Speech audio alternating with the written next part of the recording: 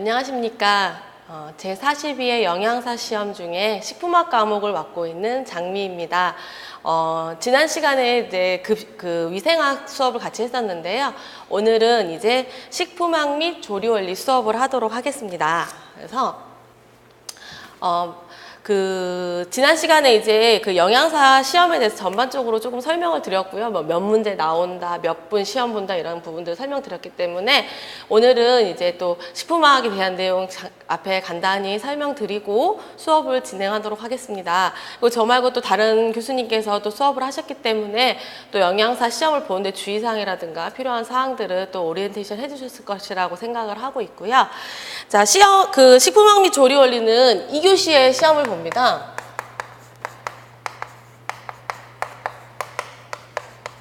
자, 시험 문항은 40문항입니다. 총 40문항이고요. 과목은 지금 이렇게 지정이 되어 있는데 이 안에는 사실은 식품학 말고도 식품화학도 조금 들어있고요. 식품학이나 식품화학하고 무슨 차이지라고 생각하실 수 있는데 식품학이 좀 더 원리나 좀 더 어렵다고 생각하시면 되죠. 그래서 이제 이거보다 훨씬 조금 더 간단하게 영양사 시험이 나오지만 한두 문제 정도, 왜냐하면 우리 식품학이라는 과목 자체가 위생과 달리 무조건 암기만 해서 해결될 수 있는 문제가 아니라 이해를 바탕으로 이제 문제를 해결해야만 하기 때문에 이 화학과 관련해서 좀 더 심화된 내용도 좀 들어있고 식품학 내용이 이제 주가 되어 있고요. 그 다음에 조리원리 경우에도 사실은 저도 대학교 다닐 때는 조리원리 되게 쉽고 재밌게 공부했던 것 같은데 저는 이제 시험을 보게 될 때에는 그냥 어떻게 맛있게 조리하냐 이런 조리원리가 아니라 우리가 알고 있는 조리과학이라든가 또 실험조리라든가 이런, 그래서 이 음식이 나오는 데 있어서 어떠한 원리가 적용이 되고 식품이 어떤 성분들이 변하고 열을 줬을 때 물을 줬을 때 뭐 이런 거에 대해서 어떻게 이렇게 질감이 느껴지게 되느냐, 점도가 감소하게 증가하게 되냐 이런 것들을 파악하는 겁니다. 생각보다 그래서 좀 어렵다고 느끼실 수 있습니다. 정작 문제를 풀어봤을 때는요. 그래서 이렇게 식품화학 조리원리 들어있고요. 마지막에 한 과목이 더 숨어 있습니다. 식품 미생물. 총 크게는 3개의 과목이 숨어 있고요. 예전에 이제 50문제 정도 출제됐을 때는 한 22문제, 22문제, 8문제 이 정도로 출제가 됐었는데 이제 문항수가 줄었기 때문에 비율도 좀 줄었습니다. 그래서 식품위생물 같은 경우는 5문제 정도 출제가 될 거고요. 식품학 같은 경우는 8문제, 그다음에 이제 조리원리 같은 경우는 16문제에서 18문제. 그리고 이제 나머지 문제들이 식품화가 좀 더 나오거나 미생물이 한두 문제 더 나오거나 덜 나올 수도 있고요. 이렇게 이제 문제의 비율이 조금씩 줄어들었습니다. 문항수가 줄어든 거에 대해서. 그래서 이제 공부를 하실 때 바로 먼저 포기하시는 부분이 생길 수 있죠. 식품미생물, 그죠? 식품미생물을 먼저 포기하고, 왜? 내가 이 40문항 중에 우리 지금 영양사 시험을 보실 때 규칙은 40% 모든 과목이 꽈락이 40%이고 총점이 60%가 넘어야 되잖아요. 그래서 그러면 40% 말고 60% 따졌을 때도 24문제 맞으면 되니까 내가 미생물 과감하게 5문제 버리겠어라고 해서 포기하실 수 있는데, 이 포기하시는 부분 포기해서 마음 불편한 것보다는 이제 저희 문흥당 책에 뒤에 한 100문제 가까이의 미생물 문제가 있으니까요. 주로 이게 자주 나오는 것들 다 객관식 문제니까, 그리고 제가 이제 미생물을 공부했던 입장으로서 좀 더 쉽게 설명을 드리겠습니다. 그래서 식품 미생물도 문제를 풀면서 익숙하게 좀 더, 그리고 자주 나오고 좀 미생물과 관련된 식품과 좀 관련되어 있는, 발효와 관련되어 있거나 부패와 관련되어 있는 부분들에 나오는 미생물을 좀 접하면 여기서 한 2-3문제는 충분히 맞힐 수 있을 거라고 생각합니다. 그래서 식품학 및 조리원리는 둘을 같이 묶어놓은 이유가 있습니다. 그래서 사실은 이 둘뿐만 아니라 제가 오후에 강의를 하게 될 영양학이라든가 생화학이라든가 식품학이라든가 조리원리가 이 구성 패턴이 거의 비슷합니다. 그래서 우리가 알고 있는 주요 영양소인 3대 영양소인 탄수화물, 지질, 단백질 이런 것들에 대해서 깊게 공부를 하는데 그 탄수화물과 단백질과 지질 이 3대 영양소, 무기질, 비타민까지 5대 영양소인 영양 성분들이 어떻게 생겼고 어떤 구조가 있고 어떻게 기능을 하고 이런 부분들을 식품학에서 공부를 해요. 그래서 얘는 그리고 또 어디에서 많이 나고 이렇게 공부를 하고 난 다음에 조리를 하죠. 왜? 인간이 그냥 먹을 수도 있지만 또 맛있게 먹을 수도 있고 여러 가지 방법으로 조리를 바꾸서 먹을 수 있기 때문에 조리를 하는 데 있어서 이제 조리가 들어가게 됩니다. 그러면 그냥 조리하는 것보다는 이제 예를 들었을 때 우유의 예를 들어보겠습니다. 우유의 예를 들면 우리가 우유를 먹을 때 차게 먹을 수 있지만 내가 따뜻하게 먹고 싶다 그러면은 우유를 데피잖아요. 우유를 데피면 무조건 대부분 한 번쯤은 다 경험한 적이 있겠지만 막이 생기잖아요. 위에 뭔가가 건더기가 생기면서 이걸 먹어도 돼 말아도 돼 좀 이거 버릴까? 막 이게 우유가 상했나? 이렇게 막 생각할 수 있잖아요. 일반인들의 경우에는 그럼 도대체 그 막은 뭘까라고 판단하면 그거는 뭐 락토글로불린이 뭐 이렇게 응고된 거야 이렇게 여러 가지 이런 것들을 생각을 할 수 있잖아요. 그래서 이제 이런 원리들을 배우고 그거를 덜어내면 영양소의 손실이 와.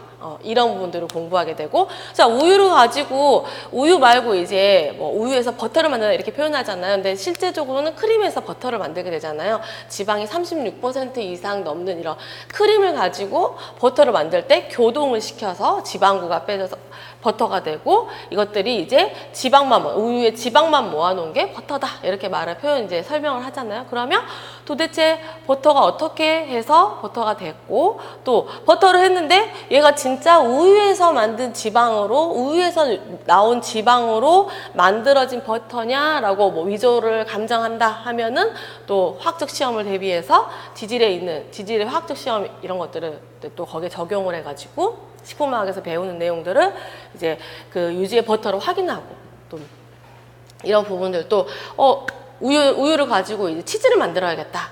그러면 어떻게 해서 치즈가 될까? 그러면 카제인은 우유의 대부분의 단백질을 차지하고 있는 카제인이 이제 응고가 일어난다. 근데 어떻게 일어나지? 등전점이 4.6으로 내려가.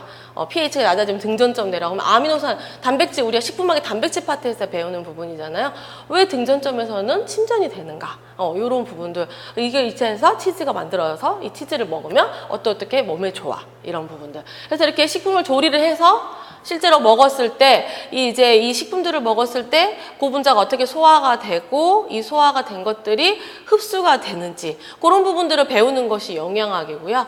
소화 흡수된 것들이 이제 소화 흡수가 되면서 이제 뭐 대사가 이루어지고 에너지가 어떻게 나오고 이런 부분들이 이제 생화학에서 다르고 이렇게 해서 하나의 큰 덩어리에 유기적으로 다 연결되어 있는 부분들이기 때문에 강의를 하는 데 있어서 이렇게 겹치는 부분도 많고요. 기본을 잘 이해해 두시면 생각보다 각각의 과목을 공부한다기보다는 되게 반복적으로 공부하고 있고 그런 생각들이 들 수 있을 거라고 생각합니다. 그래서 제가 오전에 식품학을 강의를 하고 오후에 영양학을 강의하는 부분도 이제 오늘 이제 수분을 배우고 탄수화물을 배우게 되는데 탄수화물에 대해서 이제 뭐 구조라든가 어떤 종류들이 있는지 또 뭐 팩틴이 어떻게 계를 만드는지 이런 부분들을 공부를 하고 그 다음에 이제 영양학에 들어가면 탄수화물이 이제 어떻게 소화가 되고 어떻게 흡수가 되고 그다음에 이제 어떻게 대사가 이루어지고 이런 부분들을 연결지어서 공부를 할 수 있으면 훨씬 효과적일 거라고 생각해서 시간표를 이렇게 짜봤습니다. 그러면 우리 지금 문훈장 책을 보시면 1장부터 지금 16장까지 나와 있는데요. 1장은 개요 부분은 조리 원리와 관련된 부분이어서 제가 1장은 식품학을 먼저 하고 그 다음에 조리 원리 할 때 개요를 하겠습니다. 지금 개요를 하면 막 대류, 복사 전 다 내가 설명을 했는데 다시 이제 또 7장까지 가는 사이에 다 잊어버리기 때문에 그렇게 하지 않고 1장 개요는 조리 원리 부분 놔두고 2장부터 지금 수분, 탄수화물, 지질, 단백질, 식품의 색과 향미 이렇게 2장부터 6장까지가 식품학이기 때문에 식품학 가르치고 그 다음 강의가 끝나면 개요 부분 해서 7장부터 쭉 강의를 하겠습니다. 그래서 각각 이제 뭐 곡류, 육류, 어패류 각각 식품들을 쭉 보고요. 15장까지 한 다음에 그럼 조리 원리가 끝납니다.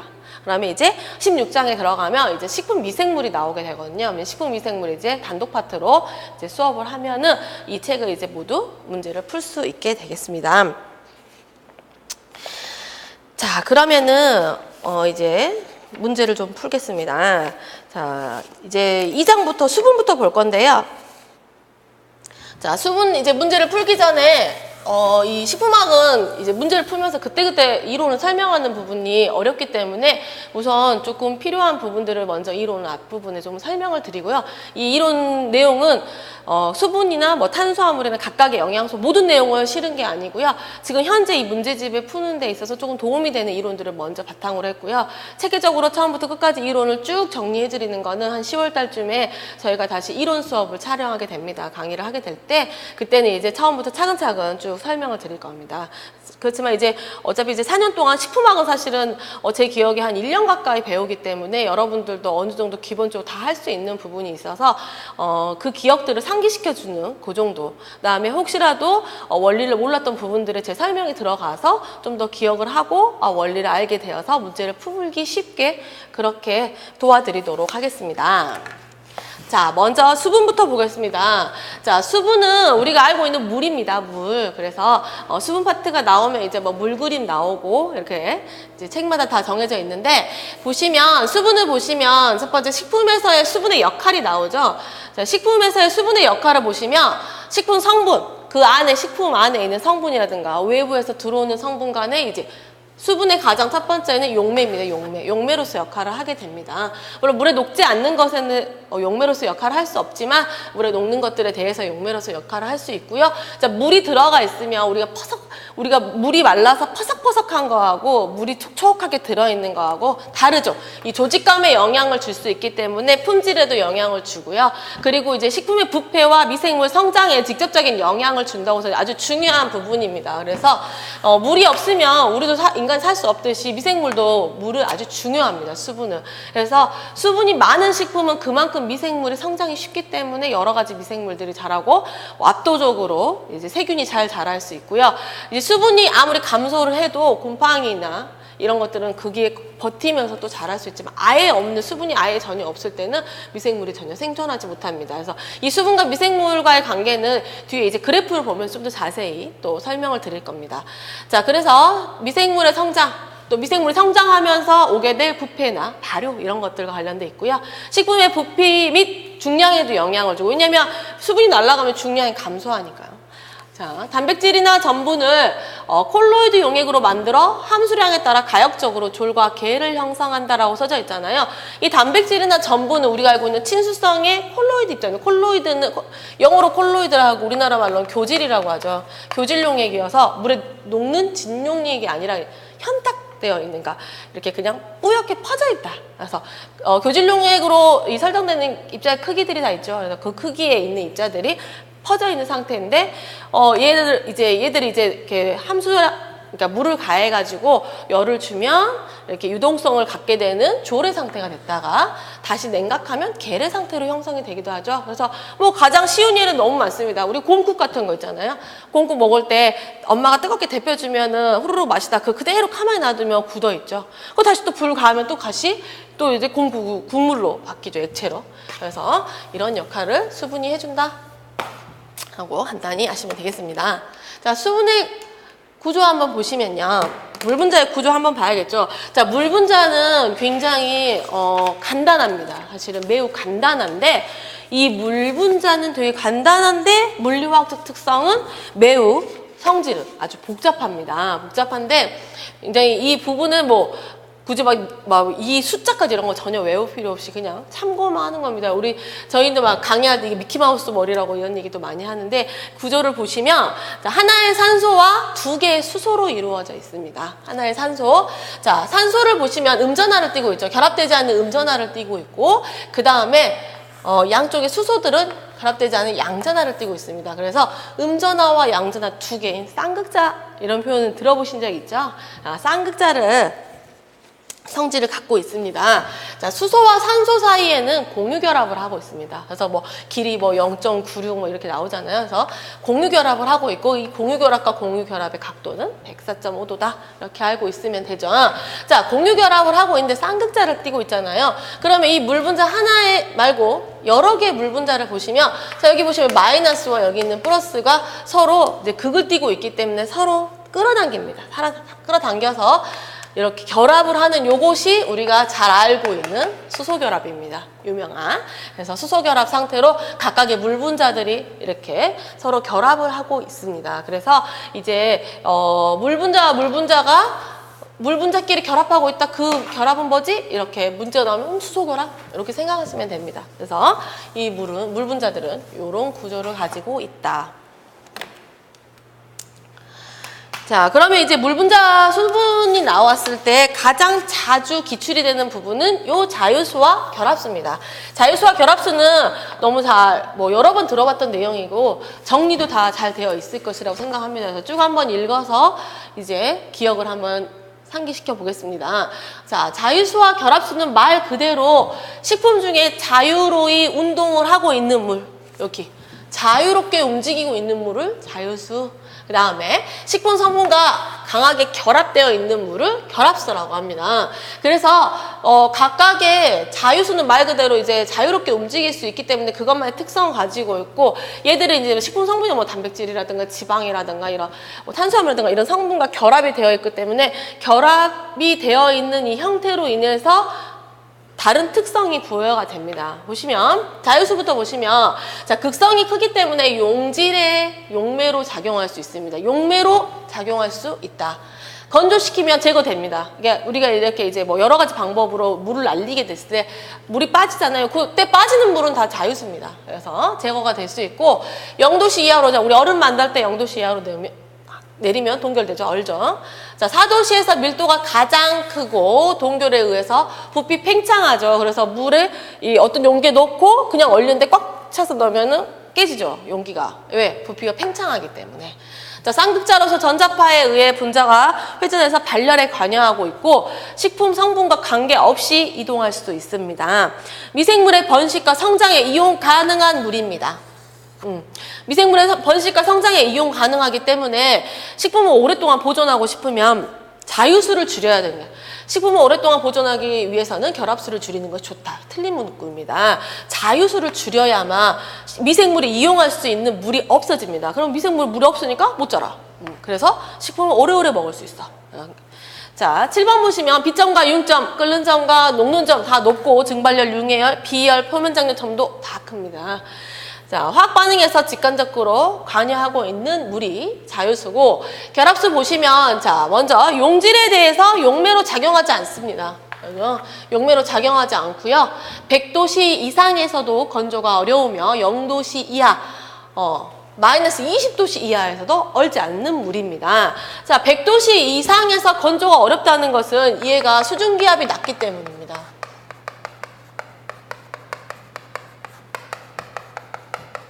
수증기압, 늘 들어도 늘 헷갈리는 말이고 참 어려운 표현이지만, 자, 물이 있고 물이 이렇게 날아가는 겁니다. 이렇게 증발이 되는 수증기로 바뀌는데, 순수한 물이 있는 거하고 그 다음에 결합수의 경우에는 이렇게 지금 이 자유수처럼 자유롭게 올라갈 수가 없고 어떠한 식품 성분과 이렇게 결합이 되어 있는 상태이기 때문에 수증기압이 10개가 올라갈 수 있었다고 하면 얘는 2~3개밖에 못 올라가니까 100도씨 이상에서도 건조가 어렵다는 겁니다. 수증기압이 낮다는 얘기는 얘가 이제 수증기압이 이렇게 100도씩 넘어가도 이 용질과 결합되어 있는 부분들이 많기 때문에 올라갈 수 없어서 이제 수증기압이 낮다 이렇게 표현을 하는 거고, 0도씨 이하에서도 얼지 않습니다. 그래서 자, 자유수보다 밀도가 큽니다. 자, 밀도가 크다는 거는 우리가 밀도는 부피분의 질량입니다.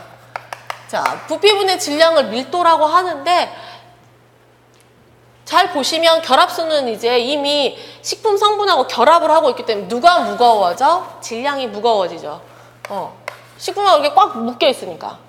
그래서 질량이 커졌기 때문에 당연히 밀도가 커집니다.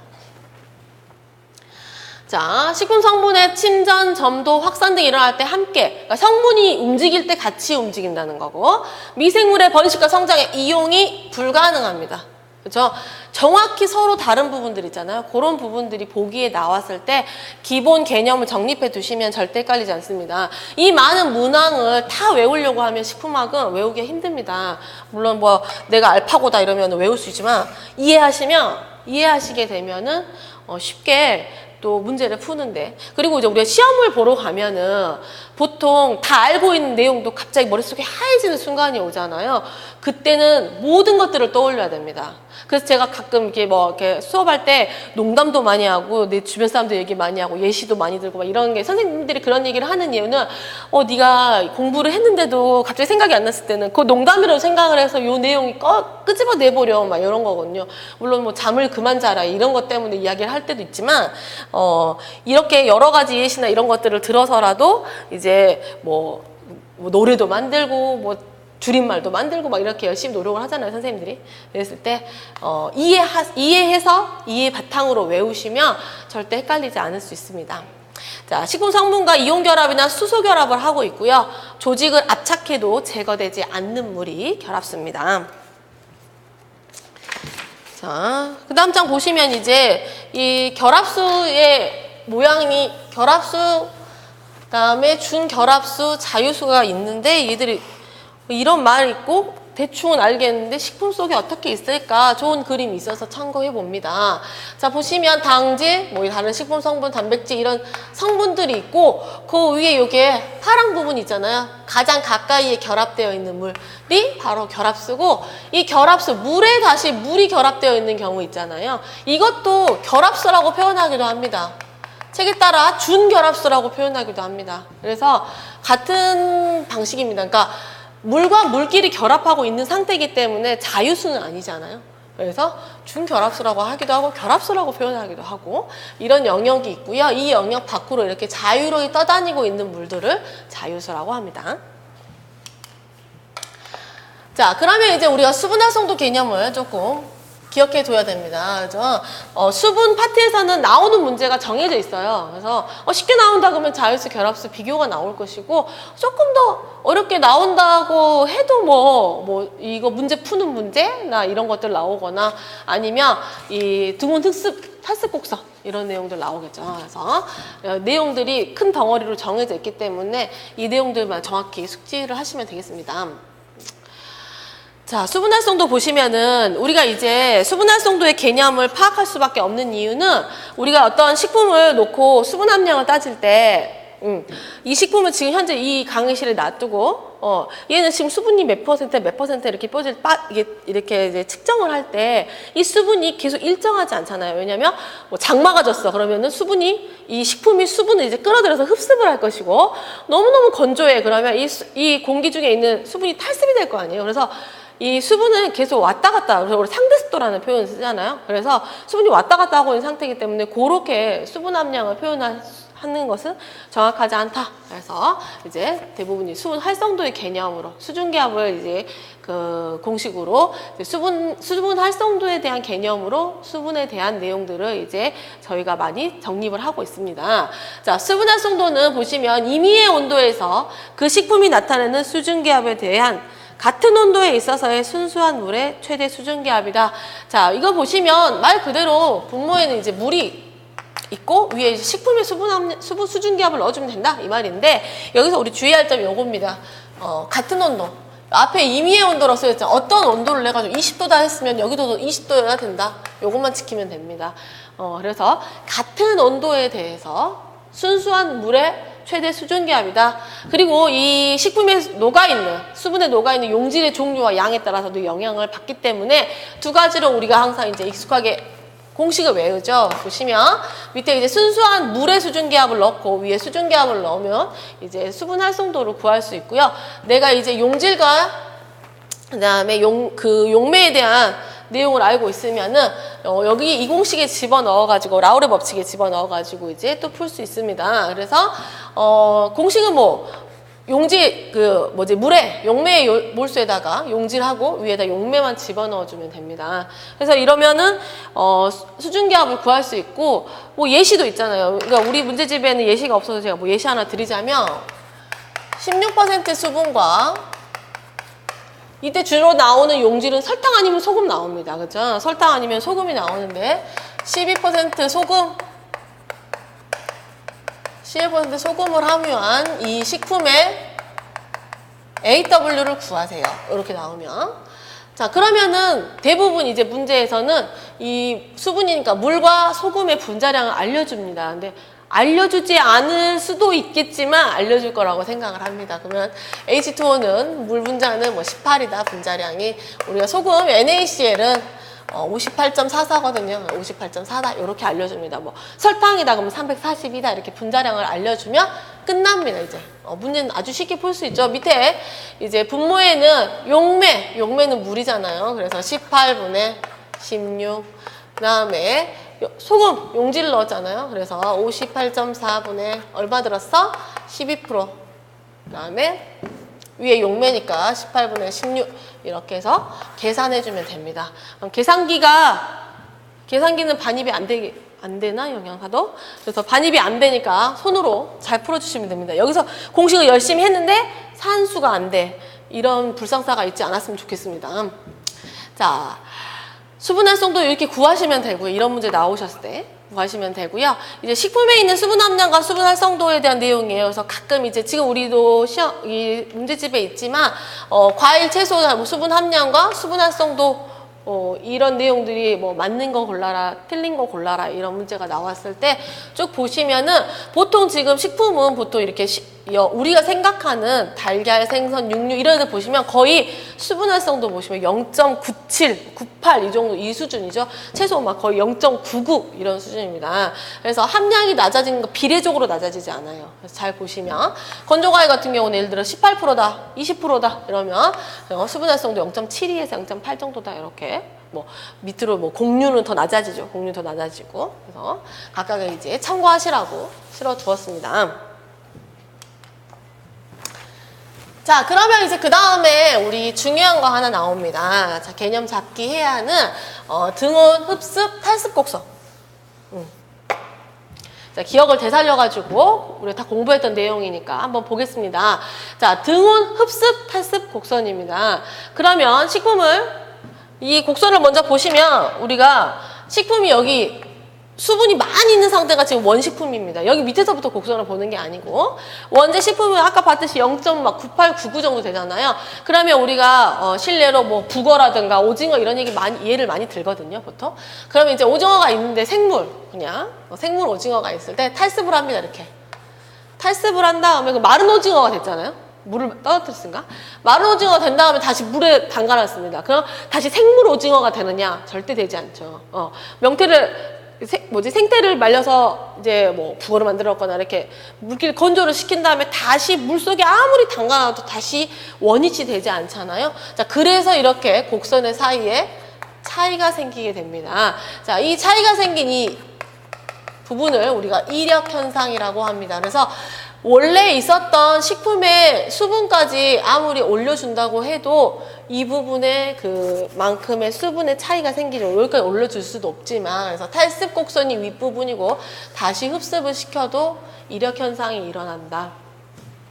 그래서 자, 그러면은 이렇게 식품에 있어서 탈습이 되고 흡습이 되는 곡선이 이루어지는데, 이 탈습과 흡습 곡선이 이루어지는 동안에 이 식품 내의 환경이 요 물 분자가 많이 적게 있냐, 중간 있냐, 많이 있냐에 따라서 각각의 어떤 형태로 있고 그 영역에 있는 수분 활성도의 식품은 어떤 특징을 가지고 있는지에 대해서 기억하시면 됩니다. 자, 보시면 식품의 수분 활성도에 따라서 우리가 1영역과 2영역과 3영역으로 나눕니다. 1영역은 우리가 0.25 정도 돼요. 그 다음에 2영역과 3영역 사이는 0.8 정도 됩니다. 그래서 이 1영역과 2영역과 3영역 사이는 이 정도의 수치가 되고요. 1영역, 2영역, 3영역은 다른 표현으로 1영역은 단분자층 형성 영역이라고 표현하고 2영역은 다분자층 형성 영역, 마지막 3영역은 모세관 응축 영역 이렇게 표현을 합니다. 자, 그러면은 각각의 영역에 어떻게 물이 어떤 결합을 하고 있고 특성이 있는지 보시면 옆에 그림을 그려보면서 예시를 들겠습니다. 자, 이게 바로 식품 성분입니다. 아까 그 그림 있었죠? 이렇게 여기 있었는데 이렇게 물 결합수 있고 그 다음에 이렇게 막 자유수 있고 이런 그림 있었잖아요. 요걸 이렇게 이제 단면으로 이렇게 단면으로 잘라서 보겠습니다. 자, 여기 식품 성분이 있어요. 그럼 먼저 단분자 측 영역부터 보겠습니다. 자, 0.2에서 0.25의 수분 활성도를 가진다는 건 정말 거의 물이 없다는 거잖아요. 그러면 식품 성분이 있고 드문 물 분자가 이렇게 놓여 있는 상태겠죠. 그만큼 건조가 되어 있는 상태잖아요. 자, 이 단분자층 형성 영역에 있는 물들은 당연히 식품과 결합하고 있는 결합수의 형태로 존재하고 있습니다. 결합수. 자, 이 결합수 형태로 존재할 때 어떤 결합을 하고 있냐? 이온 결합하고 있습니다. 이온 결합. 결합수 형태인데 더 나아가서 그럼 어떤 결합? 이온 결합. 이런 부분들은 다 기억해 두셔야 되는 부분입니다. 그래서 보기에서 단분자층 영역의 수분은 수소 결합하고 있다? 틀립니다. 자, 이온 결합을 하고 있습니다. 그래서 이 결합을 하고 있는 애들이 결합수의 형태로 놓여 있고 이 부분에는 이렇게 드문드문 수분이 놓여 있는 상태일 겁니다. 자, 그러면 수분 활성도가 점점 증가를 합니다. 자, 흡습을 하고 있습니다. 점점 증가를 하고 있다.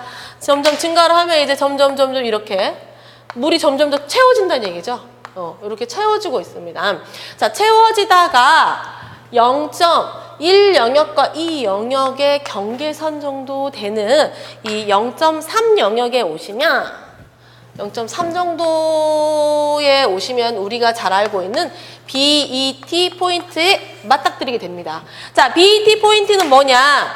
이 식품 성분에 그전에는 물이 드문드문 있었는데 식품 성분에 이렇게 물이 한층 딱 일렬로 꼼꼼히 식품 성분이 딱 뒤덮이는 층, 요게 바로 단분자 이 BET 포인트입니다. 이 포인트가 오게 되면 이 포인트가 딱 한 겹 덮어지는 요 포인트가 오게 되는데 이 포인트가 중요한 이 문제는 딱 이 언급되는 부분 딱 하나입니다. 유지식품. 자, 유지식품의 경우에서 언급이 됩니다. 왜? 유지식품의 경우 이 식품 성분이 뭐 단백질일 수도 있고 탄수화물일 수도 있는데 이 식품이 유지식품일 때에는 이 단분자층과 그다음에 단분자층과 다분자층의 사이인 이 BET 포인트가 중요하게 됩니다. 뭐냐면 유지식품의 경우에는 뭐 이제 뒤쪽에서 우리 이 다음 그래프에서 각각의 식품 그 수분 활성도에 따라서 뭐 미생물이라든가 효소 반응이라든가 이것들의 영향을 볼 텐데, 자, 산패를 하잖아요. 유지식품 산화가 일어나잖아요. 그러면은 원래 유지식품의 산화는 수분이 많을수록 산화가 잘 일어난다. 이게 기본 룰인데 요 단분자층과 BET 영역에서는 다른 패턴이 나타납니다. 뭐냐면 만약에 유지식품의 경우에는 이렇게 물이 부족하게 되면 여기를 통해서 예를 들어 광선이 들어온다거나 그다음에 산소가 들어온다거나 하기 때문에 유지식품이 더 빨리 산화가 일어납니다. 그런데 BET 포인트는 딱 일렬로 이렇게 유지식품을 막아주잖아요. 그러니까 광선이 들어오지도 못하고 유지식품은 좀 더 안정한 산화가 최소로 들어간 영역을 낮춰주기 때문에 BET 포인트에서는 유지식품의 산화가 최소된다 이렇게 표현하고, 오히려 단분자층에서는 산화가 빨리 일어난다 이렇게 이제 표현을 합니다. 자, 뒤에서 문제를 풀면서 좀 더 확실하게 개념 정리할 수 있습니다. 자, 그 다음 보시면 다분자층입니다. 자, 다분자층은 이제 0.25를 지나서 0.8까지의 영역입니다. 두 번째 영역이고, 이 아이들은 이미 이제 BET를 넘어섰기 때문에 다시 또 이제 물 분자가 붙는 거잖아요. 자, 그럼 이 물 분자는 누구하고 결합하고 있어요? 앞에 단분자층을 이루고 있는 물과 결합을 하고 있잖아요. 자, 물과 결합을 하고 있고, 물 분자끼리 결합을 하고 있기 때문에 영역에 있는 물의 형태는 당연히 결합수 또는 뭐 책에 따라서 준결합수의 형태가 나타내고요. 물하고 결합하고 있으니까 아까 설명했던 것처럼 수소 결합하고 있습니다. 쉽죠? 자, 준결합수라든가 뭐 결합수 형태이고요. 그 다음에 수소 결합 형태를 가지고 있습니다. 자, 이때서부터는 이제 조금씩 반응이 일어납니다. 이제 물이 많이 생기기 때문에 뭐 화학 반응도 일어나고 하는데 이때까지는 이 미생물의 성장 이루어지지 않습니다. 이 영역까지는. 미생물의 성장은 요 3영역에서부터 이루어지고 뭐 효소 반응이라든가 뭐 갈변 반응이라든가 이런 것들이 진행이 됩니다. 하지만 이게 보시면 이제 물하고 이렇게 생기면서 이제 촉촉해졌는데 미생물의 성장은 이게 자유자재로 이루어지지 않는 영역이다 보니까 우리가 어떻게 표현하느냐, 식품의 안정성과 저장성이 아주 좋다. 그래서 뭐 케이크라든가 이런 데서 중간 수분 식품 들어보셨죠? 그래서 중간 수분 식품이 위치하고 있는 영역입니다. 그래서 먹었을 때 되게 폭신폭신하면서 저장 기간도 좀 긴 이런 영역의 식품이고, 자, 마지막 모세관 응축 영역은 이제 자유수가 있는 영역입니다. 자유수. 어떠한 결합의 형태도 없죠. 그래서 자유수의 영역이고, 그 다음에 기울기가 가장 급한 곳이고, 그 다음에 용매로서 작용할 수 있고, 이때부터는 뭐 효소 반응, 화학 반응 다 활발하게 이루어지고요. 그리고 미생물의 성장도 이루어지기 시작합니다. 그렇기 때문에 이 3영역은 바로 식품의 품질 저하가 가장 많이 일어나는 영역으로 알려져 있습니다. 자, 이게 이제 등호 흡수곡선, 탈수곡선이고요. 이 안에서 우리가 기억해야 될 부분들 다 언급해 드렸습니다. 자, 그 다음에 보시면, 자, 마지막 이제 수분 활성도와 식품의 변화를 한번 보겠습니다. 자, 방금 이제 봤던 곡선은 등온 흡습 탈수 곡선이었고요. 이 등온 흡습 탈수 곡선을 가지고 이때 영역에서 이제 말로만 설명했던 것들이 어떤 식으로 바뀌는지에 대한 그림입니다. 자, 이 그래프를 보는 방법은 첫 번째 보시면 이 빨간 라인입니다. 빨간 라인이 뭐냐면 아까 봤던 이제 등원 흡습곡선입니다. 흡습곡선이고, 흡습곡선을 기준으로 이제 여기 보면 1영역, 2영역, 3영역이 나눠져 있습니다. 자, 그러면 첫 번째 제일 중요했던 유지의 산화 부분부터 보겠습니다. 유지의 산화. 자, 유지의 산화를 보시면, 자, 유지의 산화는 요 녹색입니다. 그래서 자, 보시면 유지의 산화가 이 단분자층에서 더 잘 일어난다라고 했죠. 보시면 그래프가 훨씬 더 높게 올라가고 있죠. 게다가 최소 지점이 여기 BET 부분이죠. BET 부분이고 0.3에서 뭐 0.4 정도, 요 정도 부분에서 최소로 이르다가 다시 증가했다가 감소하는 패턴을 나타냅니다. 그래서 이 영역에서 제일 낮아진다는 것과, 자, 그 다음에 보시면 이 단분자층의 수분 함량이 증가할수록 유지의 산패는 감소해요. 그렇죠? 근데 이 영역에서는 수분의 함량이 증가할수록 유지의 산패는 증가합니다. 요거 기억해 두시면 됩니다. 되게 헷갈리는 부분이고 보기에 나옵니다. 야, 이 말은 뭐냐면 물이 적으면 적을수록 산패가 더 많이 일어난다는 거예요. 근데 이거를 이제 그 보기에 문구대로 표현을 하자면 보통 수분 활성도가 증가할수록 일반적으로 우리의 유지 산패는 증가하는 패턴이 맞지만 이 단분자층의 영역에서만은 수분이 증가할수록 유지 산패가 감소합니다. 이 그래프를 기억해 두시고 가장 낮은 부분은 BET다. 자, 그 다음에 보시면 가수분해 반응, 그러니까 효소 반응, 물이 있으면 증가합니다. 그죠? 그 다음에 비효소적 갈변 반응, 여기 보시면 비효소적 갈변 등원 흡수곡선 핑크구나. 어쩐지 그래프가 너무 역동적이다고 했어. 자, 등원 흡수곡선이 요겁니다. 요거고 요 빨간 거는 지금 보시면 이겁니다. 비효소적 갈변 반응.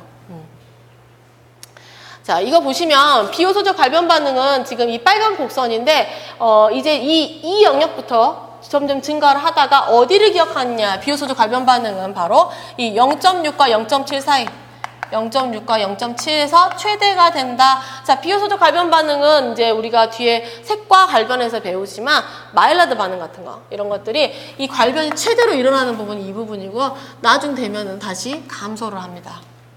수분 함량이 다시 증가를 하게 되면 감소한다. 자, 그리고 마지막에 이제 미생물 부분 보겠습니다. 미생물 부분 보시면, 자, 미생물이 성장하는 부분을 보시면, 자, 곰팡이와 효모와 세균입니다. 그러니까 지금 이 그래프를 자세히 보시면 여기 스타트인 애가 곰팡이고 그 다음이 효모, 그 다음이 세균입니다. 그래서 세균이 더 물이 많아야 성장이 시작된다는 말입니다. 그래서 최저 수분 활성도는 곰팡이가 제일 낮고요. 그 다음 효모, 세균입니다. 그래서 세균은 물이 더 많이 있어야만 성장을 시작되는 겁니다. 곰팡이는 좀 더 적은 부분에서도 성장이 가능합니다. 그래서 미생물 부분도 여기 보시면 이제 수치적으로 보시면 일반 세균의 경우에는 0.9 이상은 돼야만 성장이 시작되고 효모는 0.88, 그 다음에 곰팡이는 0.8이 되면 성장이 시작되고, 자, 이거 말고 이제 특수한, 이건 일반적인 그 미생물에 대한 것들이고, 좀 더 이제 특수한 경우 보시면 이제 이런 수분이 전혀 없는 정말 낮은 환경에서 버티면서 자라는 애들, 그들이 내건성 곰팡이 0.65, 내삼투압성 효모 0.6 이렇게입니다. 자, 다 설명을 드렸으니까. 자, 수분의 설명 이론은 이 정도 보시고요. 문제를 한번 보겠습니다.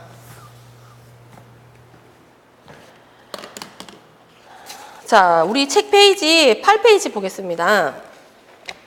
자, 8페이지 보시면 자, 1번부터 차근차근 설명을 드릴게요. 자, 식품의 수분활성과 안정성에 대한 설명으로 옳은 것은 자, 수분활성과 효소작용은 반비례한다 아니죠. 비례하죠. 효소활성 여기 있죠. 효소활성 비례하고 있습니다. 그래서 비례한다. 곰팡이 생육 최저 수분활성은 0.8이다. 수분활성이 0.6 이상일 때 세균 증식 불가능하다. 유지의 산화는 수분활성 0.3에서 0.4에서 가장 최소 적게 일어난다. 자, 5번 보시면 비효소적 갈변 반응은 수분활성 0.6에서 0.7에서 잘 일어난다. 맞습니다. 그래서 비효소적 갈변 반응은 0.6에서 0.7 사이에 잘 일어납니다. 정답 5번. 자, 성장에 필요한 수분활성도가 가장 낮은 미생물은 누구였죠? 내삼투압성 효모입니다. 그래서 0.6. 자, 그래서 5번. 3번 보시면 식품의 수분활성에 대한 설명으로 옳은 것은 자, 식품의 수분활성은 5번 보시면 임의의 온도에서 식품이 나타내는 수증기압과 그 온도에서의 순수한 물의 수증기압의 비, 이게 정답입니다. 자, 이 문구를 지금 이 정의를 뭐 예를 들어 임의의 온도에서 식품이 나타내는 수증기압과 0도씨에서의 순수한 물의 수증기압의 비, 순간적으로 그럴듯하면서 맞는 것처럼 느껴질 수 있으나 0도씨 아닙니다. 0도씨나 또는 뭐 100도씨라든가 다른 온도를 언급하면 안 됩니다. 앞에 했던 온도와 같은 온도라는 표현을 써줘야만 합니다. 자, 정답은 5번이죠. 4번 보시면 자유수에 관한 설명으로 옳은 것은 자, 미생물의 번식과 발화에 이용되는 물은 맞습니다. 정답은 1번이고요. 마이너스 18도씨 이하에서 액상으로 존재하는 건 결합수고 식품이나 체내에서 연소될 때 생기는 물 그 다음에 탄수화물이나 단백질 분자의 일부분을 형성하는 물 이건 결합수에 대한 설명. 염류, 당류, 수용성 단백질 등의 용매로 작용하지 못하는 물도 결합수입니다. 5번 미생물을 생장하는 데 높은 수분활성을 필요로 하는 것 세균, 효모, 곰팡이 순입니다. 그래서 정답은 2번. 6번 등온 흡수 타스 곡선에서 수분활성도 0.25에서 0.8 사이의 영역에 대한 설명 중 옳은 것은 자 0.25에서 0.8 사이는 우리가 아까 설명했던 제2 영역입니다. 자 제2 영역은 다분자층 형성 영역이죠. 그래서 제2 영역에 대한 설명으로 이제 맞는 것을 골라라 이런 설명이죠. 0도씨 이하에서 동결될 수 있다? 아닙니다. 자, 이 영역은 결합수이기 때문에 동결될 수 없다야죠. 자, 물 분자는 자유수의 형태로 존재하지 않고 결합수의 형태로 존재한다. 3번 건조식품의 품질 안정성이 최적인 영역이다. 자, 그렇죠. 안정성과 저장성이 가장 좋은 영역이다. 그래서 정답은 3번입니다. 자, 물 분자는 식품의 성분과 이온 결합을 하고 있다, 수소 결합을 하고 있습니다. 5번 화학 반응, 효소 반응, 미생물의 증식이 일어난다. 자, 미생물의 증식은 제3영역에서 일어납니다. 그래서 틀렸습니다. 자, 그래서 6번의 정답은 3번이고요. 7번 보시면 수분활성도에 관한 설명으로 옳은 것은 자, 건조과일의 수분활성도는 아까 설명했듯이 0.72에서 0.8 정도. 자, 과일이나 채소의 그 AW는 0.6에서 0.7 아닙니다. 0.97에서 0.99 정도. 순수한 물의 AW가 1이므로 식품의 AW는 1보다 크다라고 써져 있죠. 자, 1보다 무조건 작습니다. 그쵸? 아까 설명했듯이 밑에 분모에 순수한 물의 수증기압이 있죠. 위에는 식품의 수증기압이 있습니다. 자, 그러면 이 둘이 분모분의 분자로 계산을 했을 때 1이 나오려면 물밖에 없습니다. 자, 그러면 물이 1이고 어떠한 식품도 물보다 수분이 많지 않기 때문에 무조건 낮습니다, 물이. 그래서 이 식품은 무조건 1보다 낮아야 됩니다. AW가 0.6에서 0.7일 때 비효소적 갈변 반응 속도가 최대이다. 맞습니다. 자, 그래서 이 비효소적 갈변 반응 속도가 최대이고 만약에 0.8 이상이 됐다 그러면 이제 감소한다, 억제한다 이렇게 표현하시면 되겠죠. 이렇게 보시면 비효소적 갈변 반응이 올라가다가 최대 가다가 이게 오히려 이제 수분이 너무 많으면 이제 기질이 이제 상대적으로 희석이 되기 때문에 좀 더 감소를 하는 추세를 나타냅니다. 자, 5번. 지질은 단분자층 수분 함량이 AW 0.3 정도에서 상하되기 쉽다 아닙니다. 가장 적게 발생한다. 이렇게 보시면 되겠습니다. 자, 8번 보시면 결합수의 설명으로 옳은 것은 0도씨 이하에서 쉽게 동결된다라고 써져 있죠. 아닙니다. 마이너스 20도씨 이하에서도 잘 동결되지 않습니다. 보통의 물보다 밀도가 작다, 밀도가 크다. 수증기압이 보통의 물보다 낮다. 맞습니다. 기화가 잘 되지 않기 때문에 수증기압이 더 낮습니다. 정답은 3번입니다. 흡습, 방습에 의하여 변동되기 쉽다. 아닙니다. 압착이나 건조해서 쉽게 제거되지도 않습니다. 결합수이기 때문에. 자, 9번 보시면 등온, 흡습, 탈습 곡선에 대한 설명으로 옳은 것은 수분 활성도 0.25 이하에서 곰팡이 성장이 가능하다. 말도 안 되는 소리입니다. 자, 곰팡이는 0.8 이상이 돼야만 성장이 가능합니다. 자, 수분 활성도 0.25에서 0.8 이 영역에서는 물 분자가 자유수로 존재한다? 아닙니다. 물 분자는 결합수로 존재합니다. 물 분자는 결합수의 형태로 존재한다.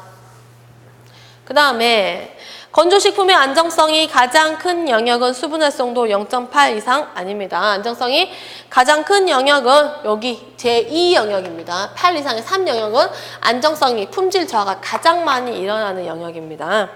수분 활성도 0.25 이하, 즉 1 영역에서는 수분 활성도에 비례하여 유지 산화가 억제된다. 아까 설명했던 부분이 보기로 나온 겁니다.